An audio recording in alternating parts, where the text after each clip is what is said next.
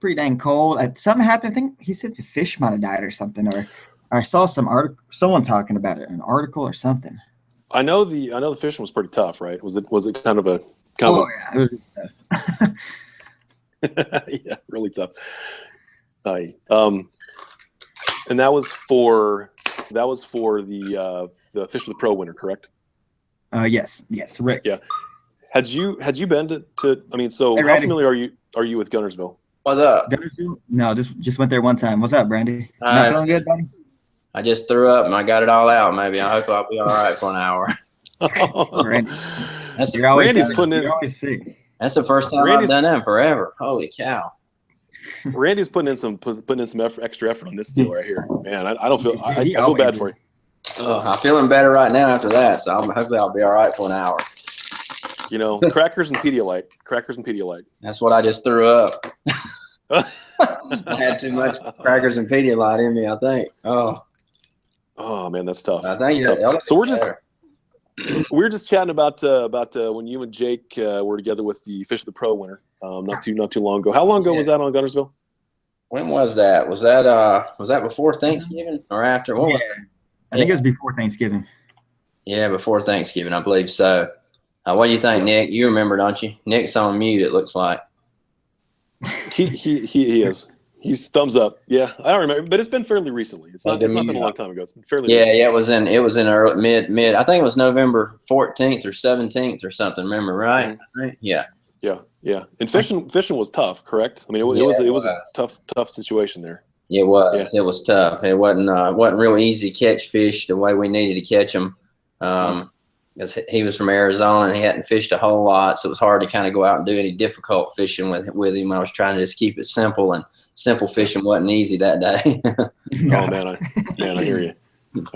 Jake DALLMYD, he knew that too. Oh yeah, it was difficult, man. I was struggling. Yeah. So how's it been lately, man? We're gonna get together and catch him again one day, good, and it'll make up for it, Jake. Man, I had fun anyway. It's always good to get out there. Yeah, Jake, you've got a pretty cool perspective on this whole thing too, because of what you're doing on YouTube with your DALLMYD channel. You've been literally from one side of the country to the other. I mean, you were not too long ago back in Clear Lake. I mean, you've been all over the place. Yeah, the first trip I was with Travis Moran, and we just went to Clear Lake, or not Clear Lake. We went to Lake Mead, and ever since then, I've just been nonstop traveling, and it's just like one door opens, another one opens, and just I'm hopping in everyone's boat, and a lot of fun. Like I'm not the greatest fisherman, but I just like making videos, and then sure enough, I just learn more and more as I go, and then now I'm just fishing with like all kinds of professionals, and I'm like, man, this is awesome. If you want to talk about a quick learning curve, you jump on the boat with a Bassmaster Classic champion on the piece of water that he won the championship on, and it was something special, man. Not too bad. It was fun. Yeah. So guys, the subject matter of the evening is winter fishing, and the one thing that we have to remember always is that here in Seattle, it's 42 degrees. I don't know how warm it is in Guntersville or where you guys are located, but down in Central Florida, it's been 80. And so we've got all kinds of different conditions kind of all over the country. But the bottom line is that this time of year, you have a series of conditions for your specific area and your specific fisheries that are different than in, say, April or August. I mean, you have a set of conditions, Randy, that define your winter fishery. And a lot of people, because of it, don't fish as much in the wintertime. I mean, obviously, when you're located in a place that's super cold and uncomfortable, you tend to not fish as much. However, there's no reason to avoid your lakes in the wintertime, because you can catch fish almost anywhere that there's not ice covering it, correct? That's correct. Yeah, bass are the largemouth bass for sure, and I know smallmouth are too. They're probably one of the most resilient fish against water temperature any out there. So they will still bite. You just got to get in the right situation, right place, right time, just like all the time.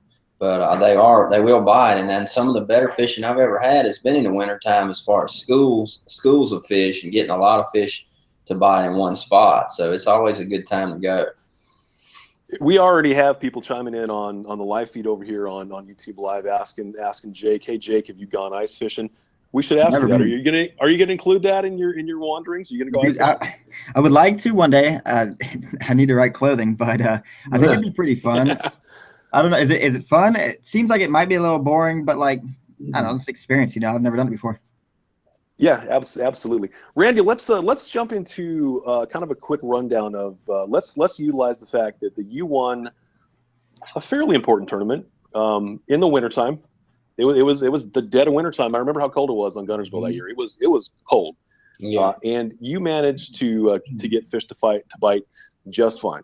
So let's talk a little bit about the conditions that you sort of utilized that particular day, that particular tournament, and let's jump into the use of crankbaits in the wintertime, because as you pointed out earlier on a piece we did on the Livingston Lures website, you don't necessarily have to subscribe to the same theory about what kind of crankbaits you want to use in the winter. Let's talk about that a little bit. Right. Yeah, the classic here in at Guntersville in 2014 was one of the coldest winters we had in this central Alabama, North Alabama area in a lot of years. And I came up here and practiced like 12 days straight in December before the cutoff and learned a lot and scouted and did a lot of finding, a lot of marking stuff on my Lowrance. And then we had super cold weather in late January and the first 2 weeks of February, and it just totally froze the whole lake over. I mean, it was frozen over. Chris Lane actually sent me a picture on text of the Spring Creek Bridge that I won the tournament at, frozen over with seagulls standing on the ice 2 weeks before our practice started. And so when we got here, it was super tough. They weren't biting. All the grass that I had kind of banked on was gone, had gotten high and muddy, and all the current cold pushed all the grass out. So it totally changed the whole dynamic of the lake. And that's why rocks kind of became a big factor in the tournament for me and a lot of other guys, because the grass had gotten washed out. But cold water, we started out low 40s, and then it warmed up with the warm rain we had during the tournament day itself, the first day. And that's what got them fired up a little bit. But I've, like I said in that little article, I've kind of went against the grain in the as far as the tight wiggle type baits. Like shad wraps have always been the talk, and we've all used them over the years in the old days because that's what we had and that's all we knew. And as I've experimented over the last 7 or 8 years, I've kind of gone away from that and gone more to the hard wobbling baits and that push a lot of water and make a lot of commotion. And the Howler and the Howler Plus, which at that time at the Classic, the regular Howler this size was it's a little bit smaller than the Plus body, and that's the one that we were using there. Then immediately afterwards we came out with a bigger one and trying to emulate the wiggle wart a lot, because wiggle warts are so big in the cold water in the Ozark lakes. So this Plus model wobbles big, and it pushes, that wide lip pushes a lot of water, and it channels, kind of crosses over that lip. And I think that just pushes and makes a lot of commotion for the fish, and those fish are drawn to that. And on this particular bait with 3 sounds, with the multi-touch, I have it on the crawfish sound when I'm using the crawfish color, and then I've got it on the shad sound when I'm on the shad color. And that just draws more fish to you in that cold water. When I stop it in the Classic and roll it over a rock, I'd slow it down and let it kind of pause. And that's when you'd feel them load up on it. They just barely get it, in that cold water.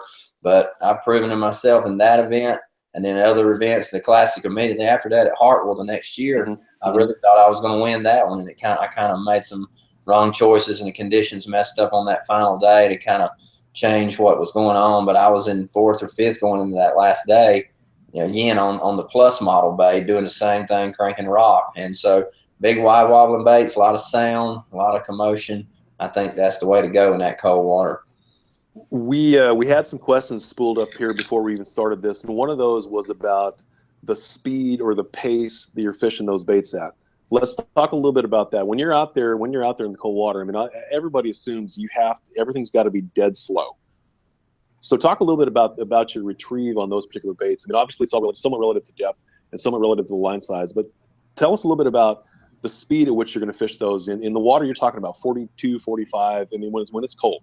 Yeah. I'm going to repeat the question so our other lives we got going on can you bet. What we're doing. But Joe asked about the water, when you're in the cold water conditions like that with the crankbait, what type of retrieve? Is there one retrieve better than another? But I really change around my retrieve a lot until the fish kind of tell me what they want. A lot of times, here on Guntersville, I remember 15 years ago here fishing with a guy with a lipless crankbait out here, and water was 39 degrees, and he was reeling it as fast as he could and ripping it and I was trying to reel mine slow, and I wasn't getting bites, and he was just hammering them. And after, you know, he'd get a red rattle trap in, and it'd be down the fish's throat at 39-degree water, reeling it fast. And then I realized there's times where that reaction needs to be fast, and there's times where that real slow presence needs to be slow, depending on if they're in cover or if they're in suspended territory, like over top of deep water, suspended over a drop. So when I'm fishing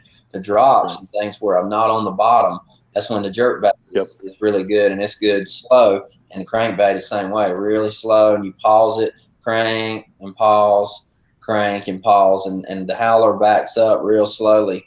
And a lot of times those bites will come on that pause when that bait starts to back up, and they'll back out of those rocks. So I experiment back and forth with it.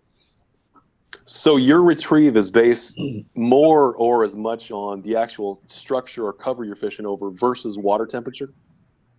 It is. That's exactly right. It matters more in the cover I'm around and more than it does the water temperature, because if I'm in a grass lake, like a Guntersville type lake, if they're piled up in that grass, sometimes they want that bait to make contact with the grass and rip out, and something going fast. The fish aren't running fast to get it, but they're sitting there. When something goes by the fish fast, they, you know, just inhale it and just quickly get that reaction bite, and that's why they get it in their throat and swallow it. And then when they're out suspended over top of a drop, they're real slow and lethargic, and they're just kind of swimming like they do in a Bass Pro Shop aquarium, just real slow, meandering around, and they see that bait stop and pause there, and it's making sound, then they ease over to it. When it moves a little bit, they follow it. When it stops, they get it. So that's kind of two different things. Suspended fish, I slow the bait down more. Fish that are in cover like grass, I speed it up a little more.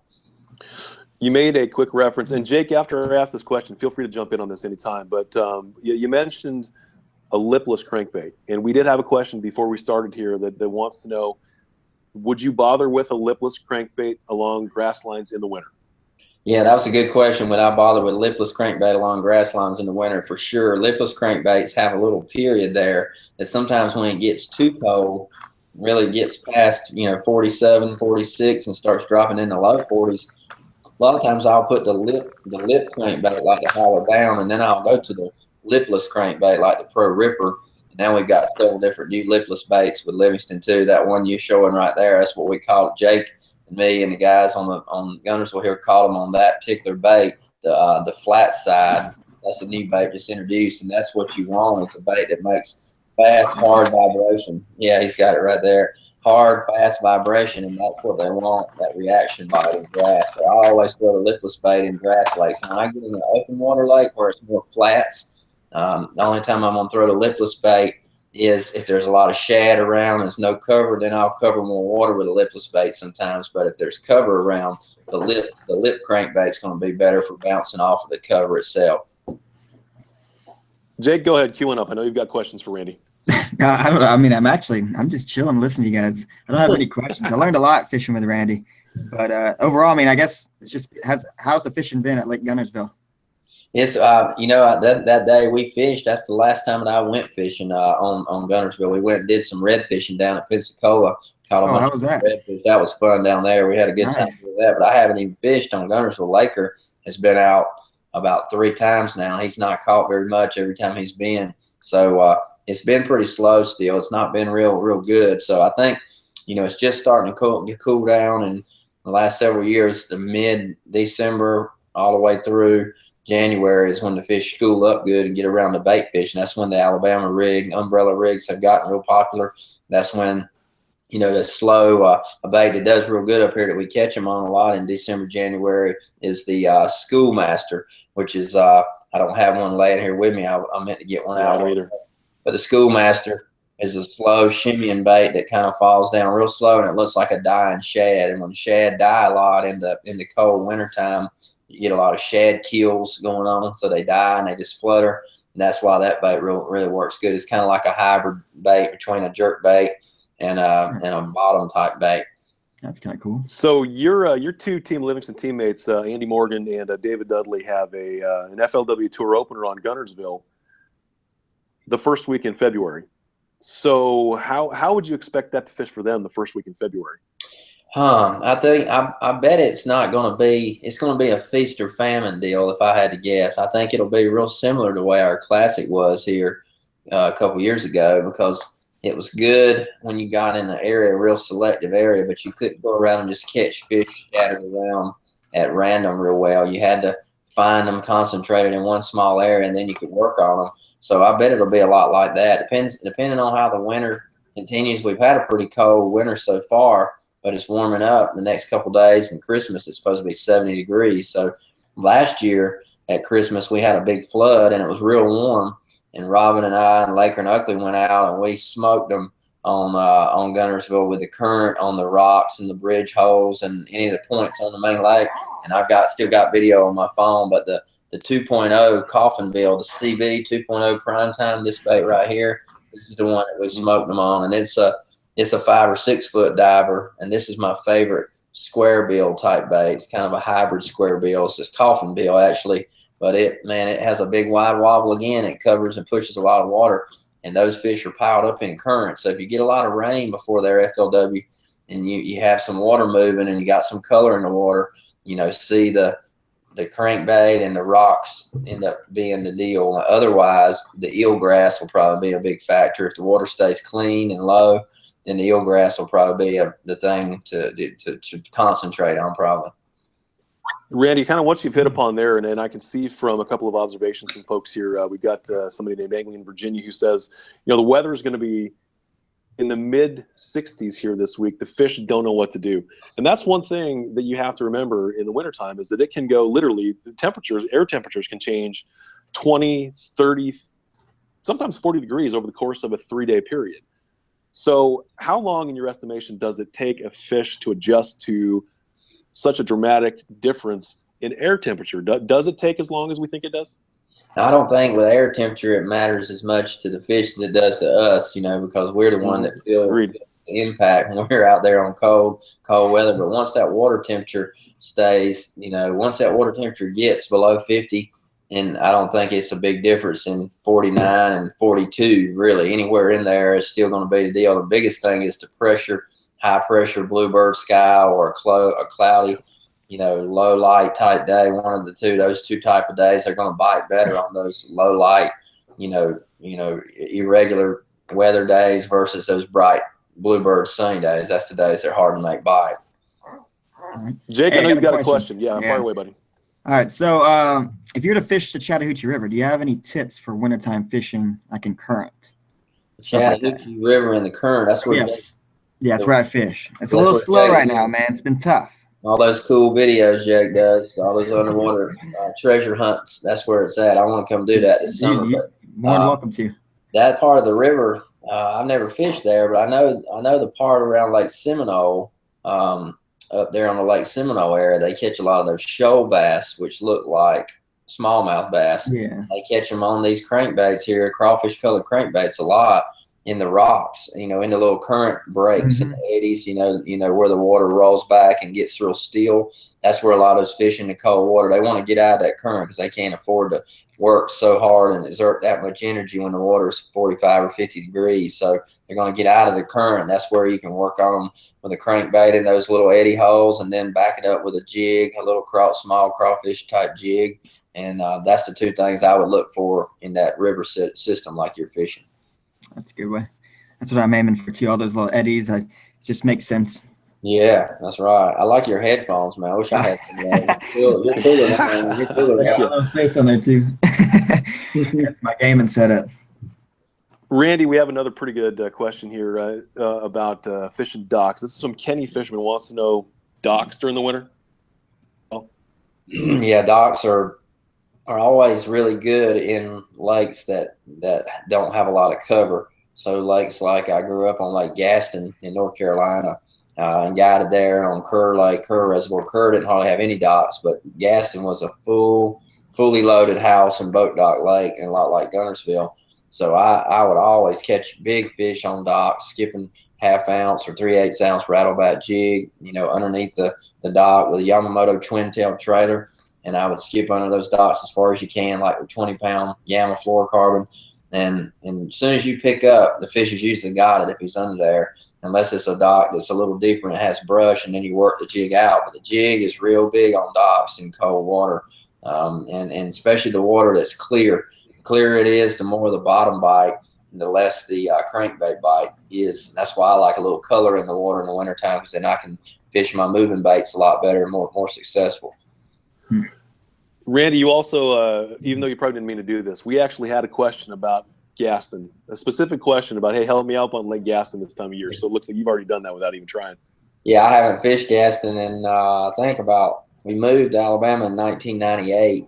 So we're going on 18 years almost now, almost 18 years. And I haven't fished there really since then, since we hadn't had any Bassmaster events in the area. So I don't have a clue about anything I said about Gaston would be a total guess, but you know, boat docks I know are going to always be good. I like the long, flat boat docks. And tell you, a little area used to be good at Gaston. And on the upper part of the lake was Hub Quarter Creek and Lyons Creek. Those two creeks above the Eaton Ferry Bridge. They had flat, shallow docks between the creek, Hub Quarter and Lyons. A lot of those docks that ran way out, they'd be 5 feet deep at the very end. And the dock would be, you know, almost 100 yards long. I mean, 60, 70-yard long docks. Those docks were always good with a jig that time in the cold weather. So we've gotten a question that we're going to get every webinar we ever do, Randy. People want to know, for crankbaits, your terminal setup. Reel, line, rod. I mean, as much detail as you care to give us about the gear ratio, about the way. I mean, just run us through from top to bottom the gear that you run for crankbaits. Okay. Yeah, and it doesn't matter. A lot of times people say, "Oh, well, it's not that. You can catch them on any setup you throw," and you can catch fish on any setup you throw. But the deal with us, when we make a living doing this, you got to be, you know, as close to 100% as you can to win tournaments in our tour. And in the classic, I didn't lose a single bass on the last day, and I probably scared 100 fish that day. If one, I probably caught nearly 100 fish, and never lost one cranking in cold water. And a lot of that has to do, you know, with the grace of God for one thing, but then also just having the right setup. And the rod needs to be soft. And in fact, I've got a new rod right here that can't tell. Oh, I was hoping you'd have a rod ready. Can't talk about the name of it right now, but it's a Daiwa, and it's going to be coming out at the Classic. It's got my name on it right here, and it's the same rod that I designed that I won the Classic on, the regular Tatula rod. This is going to be a new series of rods that are going to be really cool, silver. So be watching for that at the Classic for me and a lot of the guys. But 7 foot medium light, and I like a shorter handle on my rod. Like here, I can show you right here just quickly. This is an 8 1/4 inch handle, 8 1/2 inch handle from here to here. Most rods have got a 10 inch handle or 11 inch handle on them. So when I'm cranking that bait close to my body and feeling the vibration on it, I want that rod to be close and where I can feel the action and the vibration. I can feel when the fish loads up on the bait versus if I've got too much rod hit me under the shoulder, under the armpit area. You can't really feel the bait real well. That's why that style rod, 7 foot medium light, it's a fast action. The tip has got a soft tip on it. So anything like this with the size 4 trebles, size 6 trebles, jerk bait, lipless bait, and crankbait, that bait gets in their mouth, and that medium action here holds the fish on and fights them good. And that soft medium light tip is what keeps them on. And I like to start most all the time. I crank with 12-pound Gamma fluorocarbon, Gamma Edge fluorocarbon. That's some of the toughest line. Gamma's diameter is slightly bigger than some others. So 12-pound Gamma is real similar to 14-pound and other brands. So you can do anywhere from 10 to 14-pound test on that. And then on the reel, I like a 7.3 retrieve. I use a Tatula, Daiwa Tatula Type R 7.3 retrieve. And the reason I like a 7.3 is just mostly so I can keep the bait moving, you know, quick and be responsive with it without having to speed my hand up. It's a lot less work when you got a faster reel. So 7.3, 12 and 10 and 14 Gamma fluorocarbon, 7 foot medium light Daiwa rod, and that's the setup all the time. Randy, I got a question for you. All right. So tips on the Randy Bass Buffet. How does one use this lure, man? Man, the Bass Buffet. I love that song. You guys. You actually. You didn't know that was my first. I think that was my first or second fishing video ever. Now, it was kind of cool looking back that I actually ended up fishing with you. You didn't even know me. You didn't even know me then. I didn't know any of that. Why don't you sing it right now for us? That's cool. Randy's Bass Buffet. Yeah. I loved it, man. It's a cool little bait. And when Blakemore, I had the bait called the Randy's Swimming Runner. It used to be Randy's Rolling Runner. Aaron Martin's had one. It was Aaron's Rolling Runner years ago too. We both had one. And this bait, we just kind of evolved into a swim bait body on it, which is the little horse type head, the little underspin that Blakemore makes, the Road Runner. So it works really good all the time when suspended fish and shad and stuff like that. But then the Bass Buffet, I thought we were going to be able to use multiple lures. And immediately when I told the guys at Blakemore, hey, why don't we make a 2 or 3 bait rig, since the Alabama rig was kind of cool. I said it'd be cool. We might catch multiple fish, get more bites. And as soon as we got it, Bass took the bait rule away where we couldn't use multiple lures anymore. So got the tournament. But it's all you do is it's idiot proof. Tie it on, throw it out, fill it slow, man. Bass, brim, crappie, anything on a catfish. You'll catch catfish on it because you catch catfish everywhere you go. I know. Yeah, they're vicious, man. Right. So heads up to everybody out there watching and listening. We have giveaways that will come at the end of this hour. If you download the brand new Sammy app. Now this is brand new, about as slick as you can possibly get. A brand new app that allows you to basically connect to your Livingston base. Now that's about as high tech as you can possibly get. But the bottom line is, go download the Sammy app. It's on the App Store. You can get it for both Android and for the iPhone. But Randy, have you had a chance to play with the app much at all yet? Yeah, I can't show it to you on my phone because we're using my phone for a video camera over here right now, but I've got it on mine. We played with it when Jake came that day. My son Laker, he's 15, and Laker's real into technology, just like all the young kids are. And he actually fooled around with it a good bit that week when Jake was here. And he was doing great with it. He was impressing me. He was actually teaching me how to use it. And it's really cool how, now I've been remembering stuff all my life, and it doesn't take long of doing what I've been doing for 22 or 3 years now, and I'm not remembering some stuff as easy as I used to. And now that Sammy app, with the technology we've got, you can, log and store everything so quickly of what color bait it was, the water temperature, the conditions of the water, the lake you're on, the creek, everything that you would ever think of you want to know and have a log of. You can do it, and it's going to be tied in with a scale for culling, and it'll keep up with your cull your fish for you and everything else. So it's really a cool app. Dude, that's awesome. And as we move a little bit later to kind of not to let the cat out of the bag, but the EBS sound technology is wrapped into this as well. So down the road with this whole app, you have a whole bunch of capabilities that are going to blow you away. Yeah, being able to change the sounds of the baits. We've been talking about it the last couple of years at ICAST. And we've been trying to get it perfected, but Livingston tries hard to get things right before they bring it out on the market, because we're eager to bring some of this new technology out, but you don't want to bring it out too quick and it not work good, and then people slam you on the internet really quick over something if you don't have it right. So you got to have it right. But man, I'm telling you, the possibilities like Byron Velvet swim bait, the B Viper, we've been playing with that swim bait, for over a year now with the Bluetooth technology and that being able to change the sound of your bait. So it's going to be really cool when that's perfected, and you can take this howler right here, take that phone and say, man, I'm fishing a blueback herring lake, Clark Hill, South Carolina. I want to have a blueback herring sound. Scroll through there, get the app, pull up the sound you want, and go, tap it right there, and then have a blueback herring sound in your bait. That's the wave of the future, and that's what Livingston's bringing to us soon. Man. And I'm not sure whether you can actually see this, but the new packaging comes with kind of a brand new indicator for the Sammy app, and the new baits actually come with a code to scan. You can actually see the code. So connecting your phone to your bait is super simple.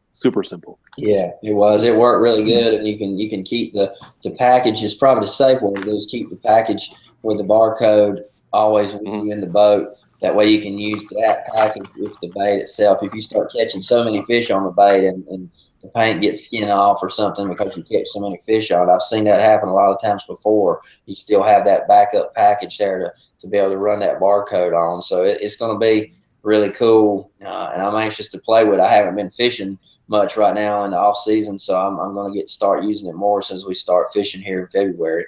So you go download the Sammy app. It's for free. Go do a search for Livingston Lures. That's the best way to find it. And at the end of the show, we're going to give away 5 Livingston lure packs for people who download the brand new app. So free app, and you could possibly win lure packs as well. Good post Christmas gift. Yeah, that's good. Randy, we also talked a little bit, and you alluded to this a little bit earlier about the use of the jerk bait in the wintertime. And that's a bait that I think more people probably associate with colder water than kind of the white wobble crankbait. Let's talk a little bit about that, because you actually incorporated, let's go back to the Hartwell Classic, where you incorporated both the crankbait and the jerkbait with great success on different groups of fish. But let's talk about the jerkbait in the wintertime. Okay, the jerkbait in the wintertime is probably more common and more used than a crankbait. A lot of times people don't really think you can fish with crankbait that much when it's cold, but jerkbait you can. Last year in the Classic at Grand Lake, is that where we were? Yeah, Grand Lake last year. Grand Lake. I was in the hunt. Everybody saw the show. Grand Lake, that's what it was. On the same fish, and everyone ended up winning the last day on those fish up there. And I was catching a lot of those fish up in that clear water on the 121. Last year it was called the 121C. Now it's called the 121 Tournament Edition. And then the deeper lip here is the 121D for deep diver. There's 2 different baits, same body, same bait. Hank Cherry, they kind of nicknamed this the cherry picker because Hank Cherry is the jerkbait guru in North Carolina. He's worked, countless hours with Eric and the guys at Livingston trying to get the jerkbait perfected. We had it really good last year. It just, in the heavy wind, sometimes you couldn't get it to cast far enough because all of our baits have the chip in them, the computer chip with the wire and the little battery. Mm-hmm. So you have, everything has to be balanced right in our baits, making it more difficult to manufacture sometimes. So when the weight is not there for casting into the wind and a real long bait like that, they worked on a weight transfer system. You can see it better in this bait right here. The weight transfer, the 2 lead balls roll across the back and go down into this chamber right here.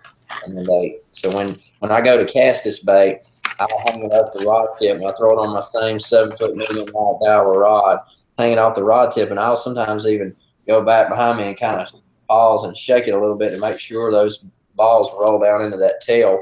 And that allows the bait to do a spiral, a lot like a football, throwing a football. If it tumbles in the wind, it doesn't go far, but if it has that pretty spiral, it can go a long ways. And that's the key to casting these baits. So the one in the Classic last year at Grand Lake, I caught them on this table rock shad color, chartreuse, kind of the purple back. That's a common color in that area. And on the regular lip size, that's what I call them on.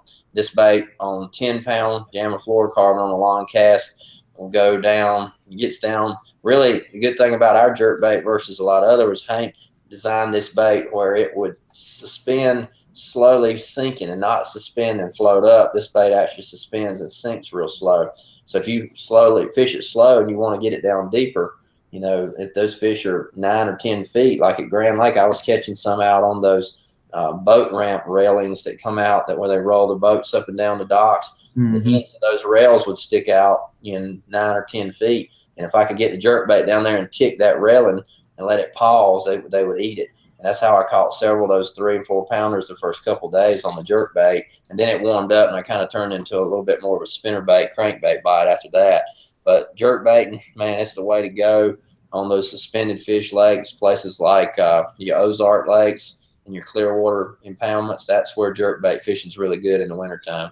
So Randy, when you retrieve, man, what do you think? Is there like when you're sitting there twitching, is there any like specific numbers you twitch, or you just kind of just go by a feel? What do you think? When I'm fishing a jerkbait, there's a couple different there's different strokes for different folks, as the saying goes. Some guys, Hank Cherry, I watched Hank a lot. Hank gives a jerk. It's like a little jerk. He kind of keeps winding it and pausing it and jerking it and pausing it.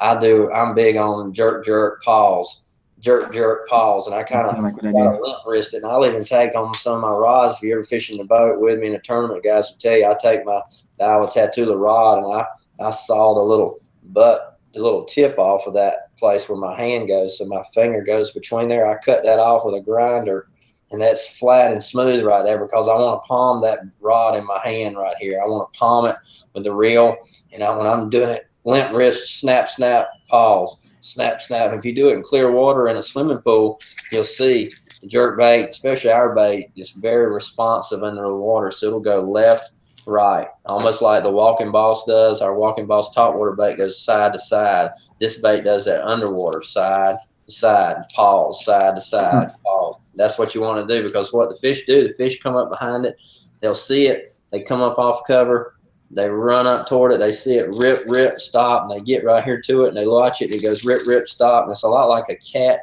and mice game. You know, if you play with a cat with a red laser beam on the floor, you know you do that, Jake. And you see those cats going after something like that, that's what the fish is, just like a cat. I mean, when that bait goes here, goes there, they can't stand it, they run up behind it, and right when the bait stops, they just kind of can't put on brakes fast enough. They'll run into it, open their mouth, and when you jerk it to make it jerk again, you feel it hung up, and you pull into them, and you got them. And that's the best. That's the best feeling in the world, jerkbait fishing, feeling them, you know, load up on that thing.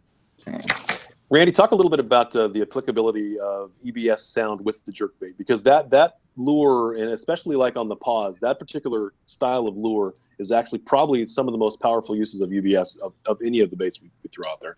No doubt. Sound technology on all our baits is a big deal, but I think without a doubt on the jerkbait, it's the most effective of any. And when I do seminars at Bass Pro Shop in the tanks, I love to throw the jerk bait out there and let it fall a little bit and jerk, pause, and watch it. And as that bait's just slowly going down, every fish in the tank turns around from wherever they're at, and they'll come running to it. They'll start biting it, nipping at it, and slapping at it, trying to get it from each other just when it's sitting still, because it's got time for that sound to be, you know, penetrating the water, and it carries under the water so much faster. You know, when you have to put it up to your ear and barely hear it, when you put it under the water, you can hear it really good. And my boys swam in the lake, you know, a couple years ago, a couple times, and I'd pull the bait around them, letting them hear it underwater, and they just are blown away at how loud you hear the bait underwater versus on top of the water. So letting the bait soak, as they call it, like, you know, a lot of people in the Ozarks and places like that, weight the crankbaits and weight the hooks, do things to make them sink and get down deeper. That's when sound really matters. I remember this bait came out. I had the new jerk bait when we were practicing for the Classic. It's the same body, and it just didn't have the weight transfer system in it. When I got out there practice with it, I remember throwing in December and ripping it, and I come up by some grass, and I got it on the grass a little bit, and I ripped it off the grass, and I let it just sit there, and all of a sudden my line took off, and it started coming to me. And Laker, my son, was with me, and it was ridiculous. I've never seen a bass do that. When that bait was just paused, hearing that sound, he must have come from the other direction and pushed it and grabbed it and ran it straight back to the boat. And I was winding to at 7.3, dive as fast as I could, and I never caught up with a fish till it got right to the boat. And right as it got to the boat, I got the slack out and hit him, and he went the other way real hard. I mean, he was a big one, it felt like, and he pulled it off, of course. But that sound triggers him when it's sitting still a lot. Randy, let's talk a little bit about the art of finding fish in the winter. We actually have a couple of questions here that I spawned where people are trying to locate fish on a newer body of water in the wintertime. So if you're fishing somewhere you're not familiar with in the wintertime, where do you kind of break us down on where you start? I think when you go to a new body of water in the wintertime, you got to, you know, don't overthink it. You got to keep it simple, because, you know, the winter is probably easier than going to a lake in the spring or summer as far as your choices, because you know, when you eliminate so much of the water in the winter, because you know the fish are going to be, you know, in certain depth, or in, you know, going to be around rock, they're going to be around something that's going to be warmer that they can school up around, bait fish or rock.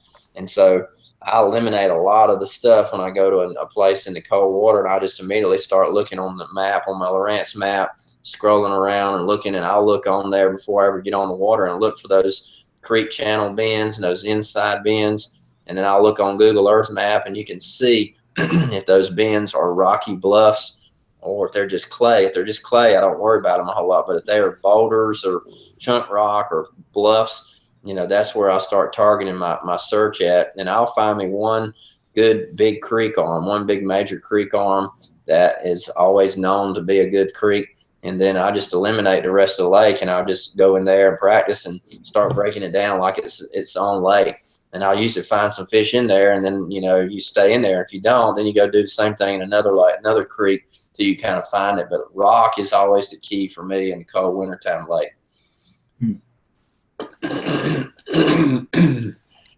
Jake, you got anything? I guess I got a question. What Livingston lure would you think would be best around like a dam, like a deep dam? Because I know there's some stripes, there's some hybrids, and probably some shoals and some decent spots in there. But I think I probably had to get. They're probably near the bottom, right? They're probably deep. Probably so. A lot of them will be at the bottom, but if there's a lot of bait fish in current, they'll suspend and rise up, and behind the dam in current, and they'll be chasing bait fish. You know, do you ever see them busting on the surface? Yeah, cold weather. Yeah, so they'll be suspended up there a lot too. That bait that I mentioned earlier, if you hadn't seen it yet, it's the Schoolmaster, and it's I wish I had it in here with me. I just didn't think to grab it while I got out of the box. But the Schoolmaster, if you look it up on LivingstonLures.com, it's just a body. It's just got a shape like a shad or a bait fish shape to it, and it's a sinking bait, and it's balanced. So when it sinks, it stays perfectly horizontal like this, and it just shimmies down. So when you jerk it, it's like a soft plastic jerk bait or a regular jerk bait. It darts under the water, and when you stop it, it just falls. And as long as you let it fall, it'll continue to fall till it hits the bottom. So you can vary your retrieve and figure out how deep they are. And I guarantee you that dam where you're talking about, that Schoolmaster would mop up on every species in the river for sure. Dude, yeah, this is pretty sweet. What color would you recommend for decently clear water? You think should I go more shad or bone white or more of like that shad is usually good. I like that chrome with the black back, the chrome colors. Chrome with the black back. Anything flashy looking, and then that Bass Pro has an exclusive color that's kind of white with a little bit of a purple look on the back with some black lines and a red dot. That color, it's probably on the website too. That color is real good also, but it just depends on, you know, try a couple different ones till you get bit. But if shad or white, real white looking shad in there, white's always a good option too. Nice. Yeah, I like that. Randy, a couple questions. I'm scanning through here, trying to get kind of some questions here on the live feeds. Is people are curious about the use of square bills. Now, you mentioned the coffin bill real quickly here, but let's kind of back up a little bit and kind of re-spool that a little bit. Your thought on using square bills in the wintertime? Square bills in the wintertime, that's a good question. Yep. And there's so many square bills and so many styles that you can just drive yourself nuts looking for them in the shelves at Bass Pro Shops. I mean, you know how many are in there. But I have two different kind that I use. I use the shallower version, which is my Howler, which is the same Howler body, but it's got this big circuit board material, circuit board. You see it's a very wide flared out lip here and here, and that's really made to ricochet off stuff as it's bouncing. This is more like a shallow 0 to 4 or 5 feet deep a square bill that compares to like a balsa bait. So guys that like wooden balsa baits, the Howler square bill is good for that. It's got a really hard, I mean, it'll rattle the rod tip off your rod. I mean, you cast this bait, you can throw it a long ways because it's heavy. So you can cast it and get it into the crack of those fallen trees and places where square bills are good, deflecting off cover, and it'll bounce off stuff. You can bring this to a pile of limbs and never hang up. So that's the one I use, but this is not my bait in the cold water. In the cold water, the one I mentioned earlier here, this is kind of like a hybrid square bill, and it's the Primetime 2.0, and there's also a Primetime 1.5, but they both have the same lip, and this is a coffin-shaped bill, but it's also circuit board. I like circuit board, and that's why we've got them on all the Livingstons. Basically, the square type bills are all circuit boards because circuit chip boards have a lot more vibration and they're more rigid, and the way they flex, they throw off more vibration, more sound, and they just are easier to feel underwater, and the fish feel more vibration in the water than a Lexan plastic lip. So this bait, 5 foot, 6 foot deep diver, has a big wide, sexy wobble like this. That's what I like on a cold water square bill bait myself.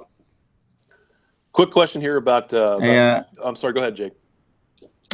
I was gonna ask you, have you tried the Pro Wake before, Randy? Yeah, the Pro Wake is is more like a kind of like a super shallow. And to kind of compare it to people that might not know about it, it's more like the big 1- bait. If you've ever heard the old 1- bait, that bait has a real straight down lip where it pushes like a board against the water, and it has a big wide wobble as well, but it stays a foot deep or less, 1.5 foot.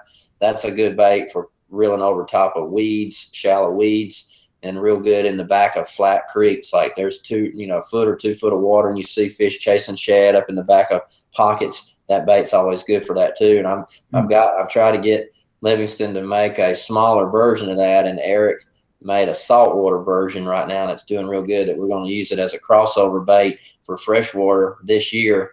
I don't even know the name of it. Is it called a bullnose? Is that it? Bullnose. That's the bullnose. Right. Yep. The bullnose, boy, that bait is sweet. I mean, it does a lot like the big Pro Wake, but it's smaller, and you can cast it, and it has that same hard wobble like a baby 1-. I want to make sure that we get to this because we've had a handful of questions about the differences between fluorocarbon and mono. Let's get into more detail of that, because we talk a lot about fluorocarbon these days. I mean, it's kind of funny how quickly fluorocarbon has become the way to go. But explain that a little bit in more detail, Randy. Why exactly is that the case now? Yeah, it's kind of like when you hear the word monofilament line now, it's almost like a dinosaur now. You don't hear much about it anymore. And and the reason is, with most of all the pros, I don't know many pros that use monofilament for anything other than I've heard some guys use it for a buzz bait, some use it for short cast with a popper, like our little Walking Pop 67, smaller popper or popper baits, because you want a little stretch and you want it to float. That's the only downside to fluorocarbon with top water. It sinks. So monofilament sometimes is better because it floats, but I still prefer using braid, and I tie a little short monofilament leader onto that braid, and that's what I do a lot. But I don't even use monofilament for anything. It's all fluorocarbon for me, and it's because fluorocarbon doesn't break down. It doesn't absorb water like monofilament does, and it doesn't get damaged due to heat or light, or it's not real finicky like monofilament is. And the main thing for me is it doesn't stretch. Monofilament stretches so bad. That's why we lost half the fish we ever hooked on the old Zare spooks and baits and rattle traps in the old days, when we didn't have great hooks, we didn't have the best rods, had slow reels, and you had monofilament that stretches like a rubber band on a long cast. You just want to test the refill, go out in the yard and have somebody hand you just hold that bait. You can hold my howler in your hand with those Daiichi sharp hooks on it, and I can walk just 40 yards away and set the hook hard as I can with monofilament line, and it wouldn't even stick you in your hand. That's how much stretch is in it. But with fluorocarbon, though, it would jack you up pretty bad. So stretch is what that's all about. We've got a couple of observations here. B Temple said, just downloaded the Sammy app. It seems pretty cool. A quick reminder, download the Sammy app for free. This, of course, connects you to your Livingston baits. Once you've downloaded this whole thing, you can actually register your baits. So with the new baits, you've got a barcode to scan. Real simple. Basically allows you to kind of keep track of all the conditions. You don't have to sit down and jot stuff down, Randy. I don't know about you, but I've got handwritten notes that are stacked up. I wish I had my notebooks here, but I don't. But I've got handwritten notes on stuff stacked up all over the place. I don't got to do that anymore. I can just punch it into my cell phone. That's right. And for guys that are lazy, that didn't really want to write anything down, and I was a lot like that. A lot of times, anytime I really needed to write something down, I never had a pen or paper to write it down. So I didn't do that great with keeping notes in the boat. But I've had a pretty good photographic memory most of my life when it comes to fishing. Now I can't remember Jake's name hardly, but I can remember every bass I ever caught. And now I know it because it's a lot like, I always think of Kohl's, the shopping place where you get your clothes. When I think of Jake Kohler, kind of like name game trick, huh? Yeah. Yeah. And the Kohler. I think he's kin to the faucet company, Kohler. Yeah. Got to do what you got to do, right? Yeah. Yeah, Randy, let's take a quick spool here. We're quickly coming up to the end of the hour. We didn't get a chance to talk too much about the season as we approach. It's like less than a month and a half. We're going to be into the 2017 Elite Series season. Can you believe that? It's crazy. It's coming right up. I'm not ready yet. Yeah. I don't want to be ready yet. I don't even have my new boat yet. My Triton's in the quarter, and they're saying now it might be the middle of January, so I'm going to be pushing to get my boat in time to even be able to fish the tournaments. But I'll be ready. But still, I like having more time. I hope Bass is just experimenting with this year, and I hope they decide that maybe we should just not do this again, and because we're missing 3 to 4 good weekends of working shows, Bass Pro Shop shows, boat dealer shows. That's how we make our living in the off season. And in the wintertime is we've only got January, February, and early March to do outdoor shows, about 6 weeks of opportunities, 8 weeks at the most. And when they cut 3 or 4 of those out because of tournaments, it kind of hurts the customers, the dealers, and everybody, because they don't get to have the pros at the shows to help draw the crowds to sell the boats, motors, and products. So otherwise, fishing, I think Jerry McInnes might have wanted just to have a real challenging event, having it at Lake Cherokee in the Tennessee mountains. But I hear it's going to be, Ott Defoe told me when I texted Ott Defoe, he lives up there, Ott's words were, it's either going to be cold or it's going to be real cold in big letters. February 9, first day of competition on the 2017 Elite Series. February the 9, Randy. Yeah, I know. It's like February 9th. In February 9th in Florida wouldn't be so bad. No, not at all. South Texas, but I mean that's about like going anywhere in the north. I mean, because the mountains of Tennessee are going to be cold. It's a big risk because we could have snow, ice, things that could really affect the driving or the crowds or anything. So we'll see what happens. I don't know. So let's continue on. So the next event is at Lake Okeechobee. So we could survive the whole thing at Cherokee, but then we go to Okeechobee at the end of February. Not a bad place to be at the end of February. Not just for the weather, but for the fishing. Yeah, that'll be a great event there. I'm looking forward to going back to Okeechobee. The last time we went there, it was just an awesome event. So many fish caught. I mean, it was great. And I got Okeechobee's dear to my heart, kind of because, man, for so many years when I fished FLW back in the early years, me and Robin were first starting out before we even had kids. I mean, we'd go down to Roland Martin's Marina every year, and Scott Martin was a little kid back then. He wasn't even old enough to start fishing hardly yet. He was down there at running around at the marina. We'd stay in those condos and have a whole week to practice 80 degrees. And I mean, fishing was always good. So I'm looking forward to, should be some good sight fishing and some good moving baits. That bullnose bait we were just talking about, that could be a big factor there, something that runs fast over top of the grass. So I'm looking forward to it. And top water, even some top water could be good. The Walking Boss 2, ready to take that down there. Dude, I love that. We continue on. Oops, I'm sorry about that, Jake. As we continue on, my favorite. No, the next event is you're good.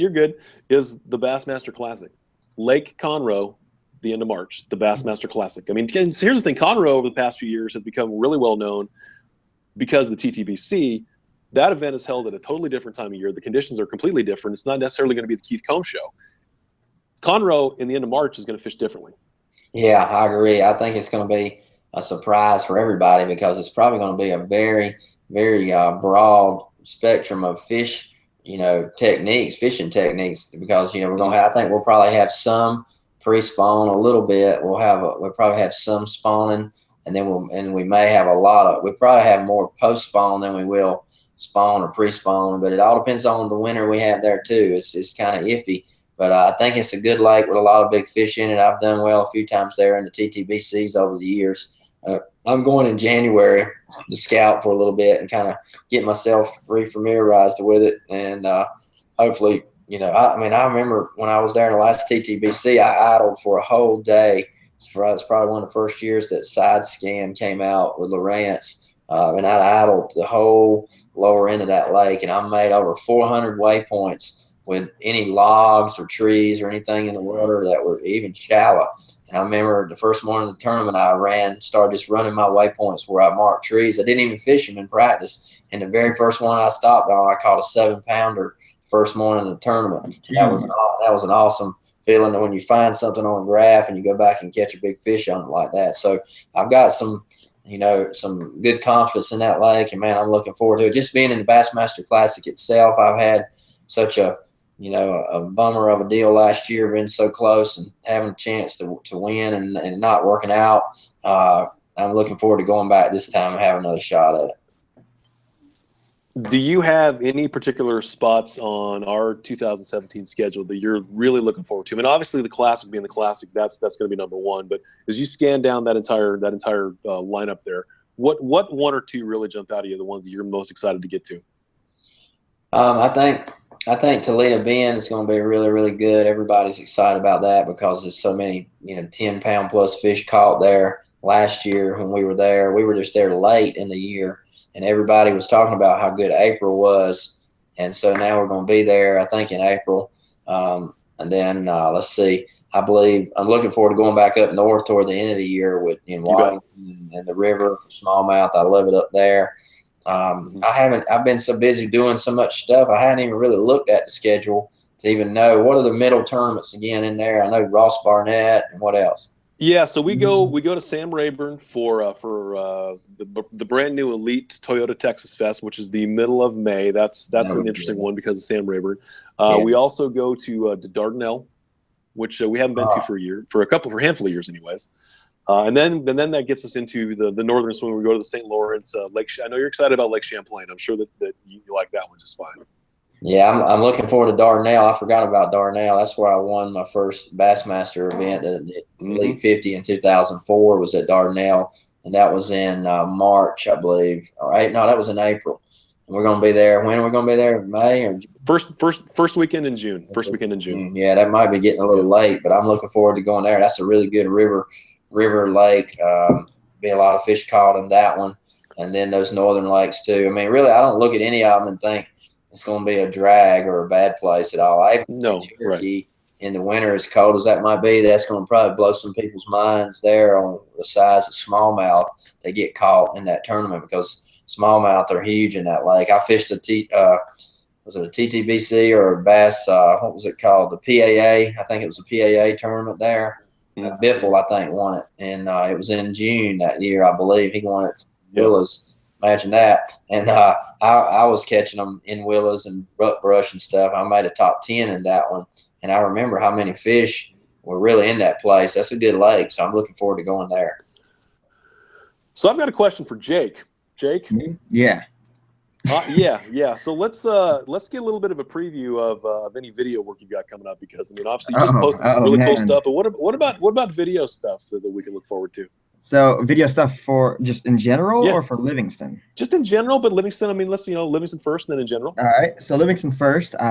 Nick sent me a handful of lures that light up. So I'm going to make a night fishing video. I'm going to try my luck with that. And then other than that, and I have so many videos on my hard drive. I just got back with Scott Martin. I went to the marina place, ate at the restaurant. Really cool to hang out over there and spend a few days with him. We went on an airboat.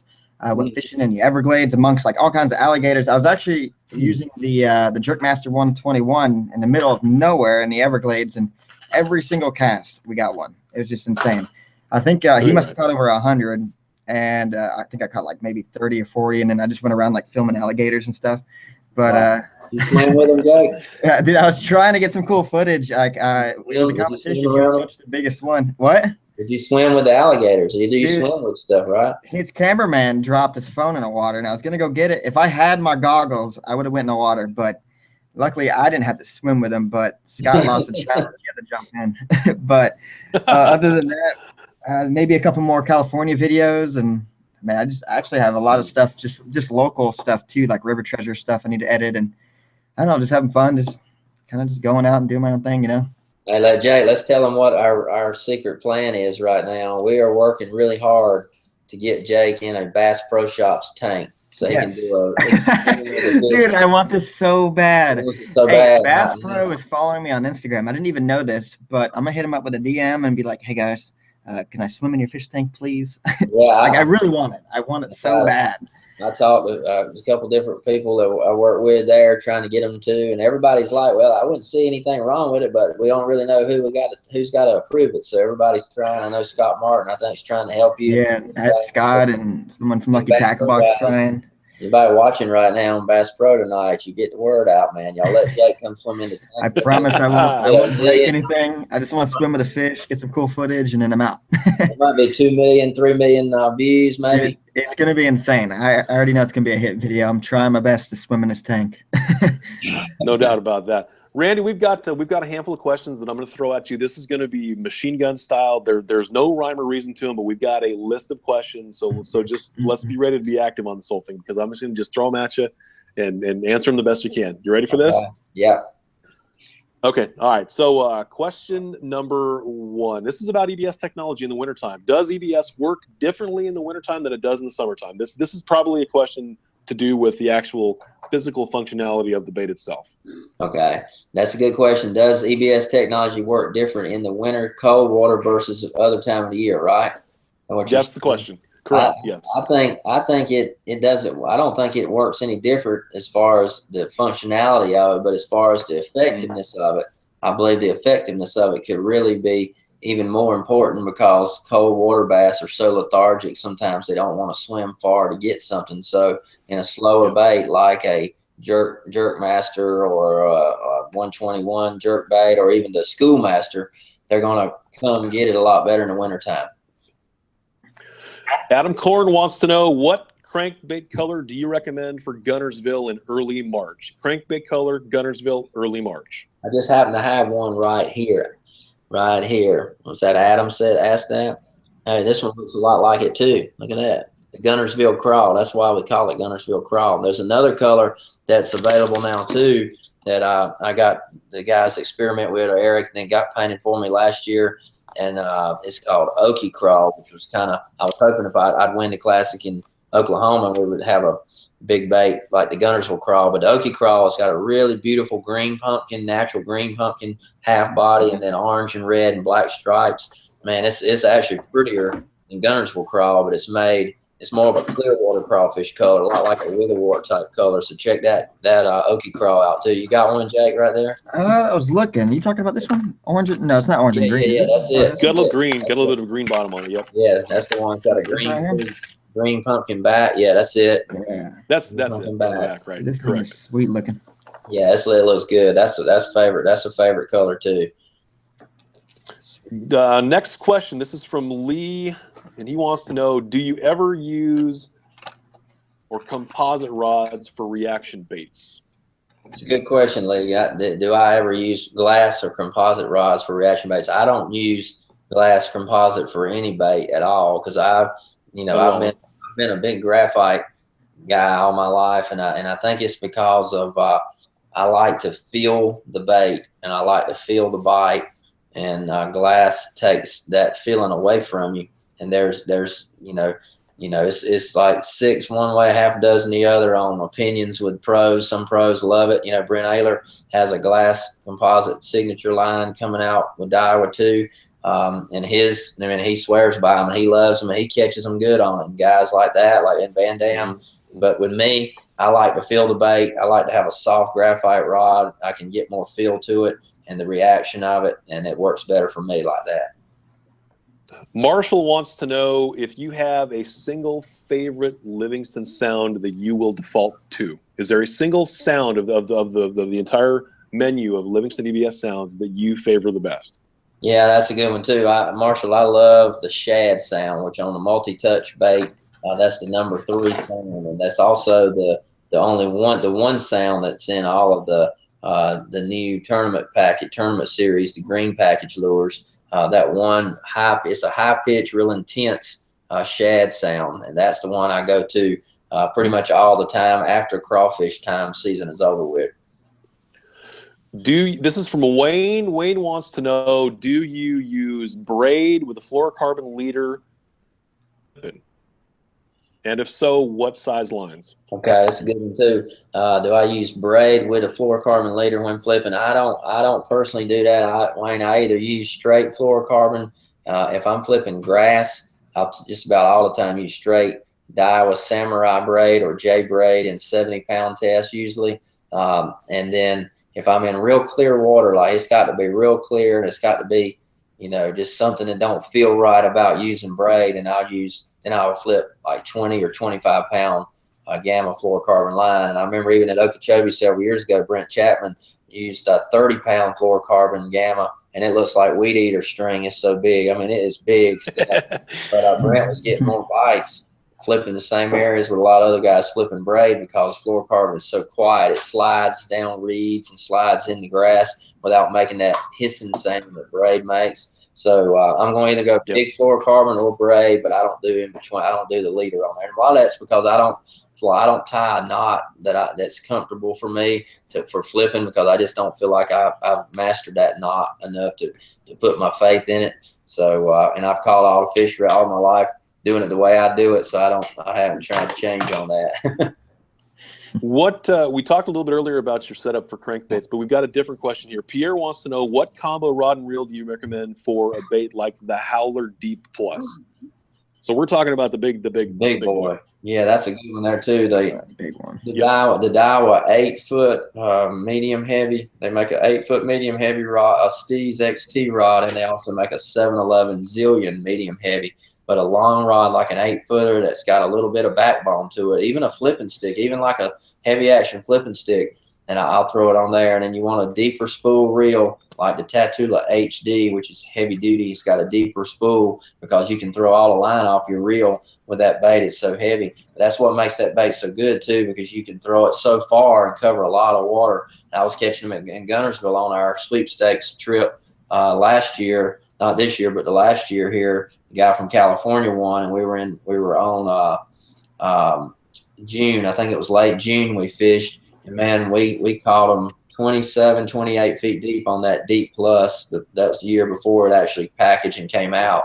That bait, I normally throw that bait on 14-pound gamma fluorocarbon instead of light line, just because it goes so deep on 14. It's just such a big, heavy bait with such a hard vibration wobble to it that you need some bulk in your line just so you don't take a chance on breaking it off easily. And so, because it is the season that it is, and because Christmas is right around the corner, this is a question that we've gotten from a handful of people, as far as if you're going to go to Bass Pro Shops and you're going to choose baits that are the most kid friendly, what are those baits going to be, and why? If you've got a young fisherman or fisher girl in your family and you want to give them the gift of fishing, what baits are those, and why do you choose those? Well, first of all, Livingston in general is the easiest bait, on the market to cast. And when you're fishing with kids and young, like our boys now are getting older, but Oakley still just turned 11, and most kids 11 are not even good at casting yet. He is, because he's fished so much. But a young kid needs to be able to have a bait they can cast, because they like to see how far they can make it go away from the boat or the bank. So, Livingston has the battery, the chip, and all the components in it to make it cast easily. So any of the square bill, even the, in the Pro Series red package, for economy wise, is a $7.99 bait. It's got EBS sound in it, the DM Junior, and even the new DM Junior with the 8-foot diving lip on it there that Jake was holding up just a minute ago. That bait, those baits are great. Then if you want to step on up, the Howler now, my original Howler 1 Classic again, is actually now $9.99. It was $15.99. That's a big deal that Livingston did this year for 2015. It's a price drop, and that is a huge deal. I mean, they've taken all their profit margin totally out of the baits, and not hardly making anything on the bait, because they want to flood the market and let people know how great our technology and our baits are. So they're dropping the price. So be watching that on the price drop on all the baits now. $12.99 for the $17.99 baits. $9.99 for the Howler, $7.99 for the others. I mean, it's going to be a great deal for $17 to save money too. Yeah, you'll find that at Bass Pro Shops and also on LivingstonLures.com as well. So to reiterate, square bills are very kid friendly, correct? Right, That's kind of what you. Square bills and my Howler square bill right there. This is a bait they can cast good, and then when you can wind it, and that lip is going to protect it from getting hung up, so it can just vibrate right into there, right into that, and bump off and not hang up. And that's what a kid needs, something that's friendly that you can get it back, especially if you're a parent, you paid 10 or 12 bucks for it, you don't want to lose it. So Howler square bill, even in the DM Junior as well, that's good stuff for kids. And on that note, you've got about 2.5 days of Christmas shopping to be done. If you happen to find yourself anywhere near a Bass Pro Shops, there you go. Go look for those square bills. Randy, I'm actually amazed that you made it through, because I know you're not feeling great, but you have done a great job. Hey, it's a miracle. God really touched me a while ago, because I'm literally, when it was 3 minutes till, I went in there and I threw up 6 times. And then after I threw up, I felt better. You know how that makes you feel sometimes? I felt better. Man. It's 2 o'clock this morning. I woke up and I've had like a stomach bug. These daggum kids around here playing basketball. These kids swap all these rooms, and I'm out there playing basketball with them and doing that, and I catch it every time. It stinks, but I think I'm getting better though. And hey, when I start talking about fishing and Livingston lures and talking to my buddies all over the country like you guys, the passion comes out and it kind of covers over the sickness, right? Mm-hmm. We really appreciate it, man. It's really great information. It's always a pleasure to talk to you, and extend our thanks to Robin. And Robin's been hustling around the last couple hours trying to get this whole thing set up. I think she's juggling like 5 different devices right now. I mean, I can't even imagine what it looks like there. Man, she's pretty. She's keeping me smiling just watching her. She's holding all the cameras here. She's holding her phone, and she's down on her knee with one arm like this right now because she can't stand up on the desk like this. And she's got my other phone. Where's the other one that propped up over here? So she's done great. She's been a trooper. She does a lot more than I do, and I'm sure glad she's on my team. Yeah. Well, everybody's glad you're on the team too, Randy. Really appreciate that. Jake, you as well, man. It's been good to have you aboard on this whole thing. Plan on doing this again. Because I mean, you're a good addition to this whole thing. Awesome. Anytime. I like it. Yeah, I'll go, Jake. We're gonna have a good time. I'm gonna get Jake out on the water somewhere this spring in between, and we're gonna catch some big fish. And he's gonna be laughing like a little girl, reeling those big bass in on the. I probably will. Right. One last quick reminder: you can download the Sammy app for free and qualify to win one of 5 prize packs courtesy of Livingston Lures. Go to the App Store, go to wherever you need to go to download those. Download it for free. Giveaways. That's going to do it for us today. We had a little bit of an extra time, but again, Randy, thank you so much for your time. Looking forward to seeing you at the other thing. When we start things up here in February, I know I'm going to be bundled up for Tennessee as well, but I'm looking forward to seeing what you guys do up there. It's going to be exciting. Yeah, I am too. I'm looking forward to it too. I appreciate you guys, and y'all have a blessed Merry Christmas. Have a good time. Don't eat too much, and go out and enjoy the warm weather in the South, because it looks like it's getting warm for Christmas. So we might have to sneak out on Guntersville one day. We'll see. That's perfect. That's going to do it for us this time in Livingston Live. Everybody have a Merry Christmas. Have a great New Year's. We'll talk to you again very soon. See you. All right. Thanks. God bless. See you.